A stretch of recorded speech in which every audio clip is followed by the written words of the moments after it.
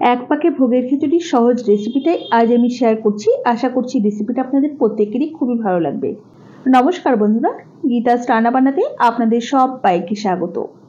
আসুন দেখে নেওয়া যাক রেসিপিটা তৈরির জন্য এখানে প্রথমে 600 গ্রাম পরিমাণ গোবিন্দভোগ চাল নিয়েছি, আর এখানে নিয়েছি 300 গ্রাম পরিমাণ মুগের ডাল।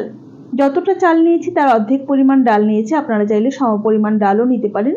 আর ডালটাকে আমি হালকা করে আগে থেকেই ভেজে রেখেছিলাম। আর এখানে নিয়েছি কয়েক টুকরো ফুলকপি আর কয়েক টুকরো আলু ফুলকপি ছাড়াও কিন্তু রেসিপিটা করতে পারেন। খিচুড়ি বানাবার জন্য প্রথমে আমি একটা ডেচকির মধ্যে বেশ কিছুটা সর্ষের তেল গরম করে নিই। এর মধ্যে এরকমভাবে বানিয়ে রাখা আলু আর ফুলকপি দিয়ে অল্প নুন আর হলুদ যোগ করে নাড়াচাড়া করে বেশ সুন্দর করে ভেজে নিচ্ছি। মোটামুটি 3 থেকে 4 মিনিটের মতো সময় লেগেছে আলু আর ফুলকপি ভাজতে। দেখুন বেশ সুন্দর লালচে করে ভাজা হয়ে গেছে। তেল ঝরিয়ে এগুলোকে একটা পাত্রের মধ্যে তুলে নিলাম। ওই তেলের মধ্যেই ফোড়নে দিয়ে দিচ্ছি শুকনো লঙ্কা, তেজপাতা আর অল্প একটু গোটা জিরে। ফোড়নটাকে জাস্ট কয়েক সেকেন্ড সময় নিয়ে একটু ভেজে নেওয়ার পর এর মধ্যে দিয়ে দিচ্ছি আদা আর কাঁচা লঙ্কা বাটা। এখানে হাফ ইঞ্চির চেয়ে একটু বেশি পরিমাণ আদা আর 3টে কাঁচা লঙ্কা একই সাথে আমি বেটে সেটাই দিয়েছি।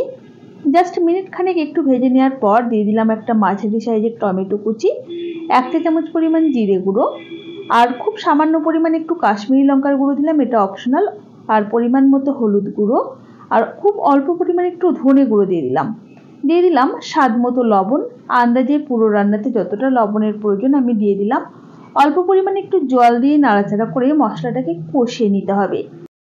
মোটামুটি মিডিয়াম ফ্লেমে 3 থেকে 4 মিনিট সময় নিয়ে কষিয়ে নিয়েছি। এবারে যে ডালটাকে আমরা ভেজে রেখেছিলাম আগে থেকে, সেই ডালটাই ধুয়ে পরিষ্কার করে দিয়ে দিলাম। এই ডালটা দিয়েও 2 থেকে 3 মিনিট সময় নিয়ে একটু নাড়াচাড়া করে নেব। এর থেকে বেশি সময় নিয়ে কিন্তু আর নাড়াচাড়া করবার দরকার নেই।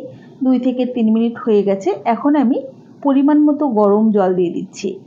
আপনি যদি আমার চ্যানেলের নতুন বন্ধু হয়ে থাকেন তাহলে অবশ্যই পাশে থাকা বেল আইকন সমেত আমার চ্যানেলটিকে সাবস্ক্রাইব করে নেওয়ার অনুরোধ রইল। দেখুন বেশ কিছুটা জল আমি কিন্তু দিয়ে দিয়েছি, একটু নাড়াচাড়া করে মিশিয়ে নিচ্ছি। এবারে 3 থেকে 4 মিনিট হাই ফ্লেমেই ফুটিয়ে নেব, যাতে করে ডালটা 20 থেকে 30% মতো সেদ্ধ হয়ে যায়। মোটামুটি ডালটা 20 থেকে 30% মতো সেদ্ধ হয়ে যাওয়ার পর আমি এই যে প্রথমেই ভেজে রাখা আলুগুলো দিয়ে দিলাম। এবারে যে গোবিন্দভোগ চালটা নিয়েছিলাম সেটাও আমি ধুয়ে পরিষ্কার করে এর মধ্যে পুরোটাই দিয়ে দিচ্ছি। দেখুন একবার একটুখানি নাড়াচাড়া করে নিচ্ছি। আর আমি কিন্তু খিচুড়িটা খুব একটা পাতলা করব না, একটু ঘন খিচুড়ি রান্না করব, সেই বুঝেই কিন্তু জল দিয়েছি। গ্যাসের ফ্লেমটা হাইতে রেখে আমি ঢাকা দিয়ে দিলাম, আর সাইড থেকে একটু খুলে রেখেছিলাম যাতে উপচে পড়ে না যায়। দেখুন ঢাকাটাকে ওপেন করে একবার একটু নাড়াচাড়া করে নিচ্ছি।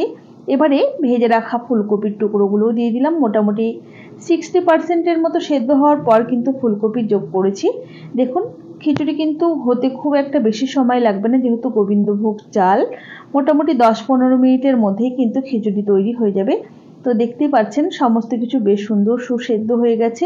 এবারে আমি 1.5 চা চামচ পরিমাণ চিনি দিয়ে দিচ্ছি, যেহেতু খিচুড়ি একটু মিষ্টি মিষ্টি হলে খেতে বেশ ভালো লাগবে। আর দিয়ে দিলাম অল্প পরিমাণ একটু শাহি গরম মশলা গুঁড়ো।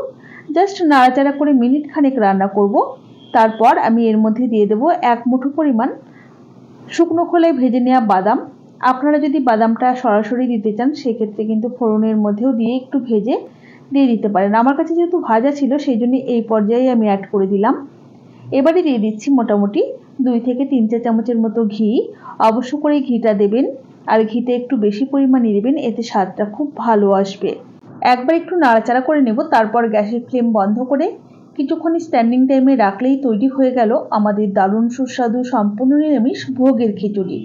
রেসিপি কেমন লাগলো অবশ্যই জানাবেন। ভালো লাগলে একটা লাইক করবেন আর বন্ধুদের সাথে প্রচুর প্রচুর শেয়ার করবেন। তাহলে আজ এই পর্যন্তই। সকলে ভালো থাকবেন, সুস্থ থাকবেন। হাজির হয়ে যাব নতুন কোনো রেসিপি নিয়ে। ধন্যবাদ।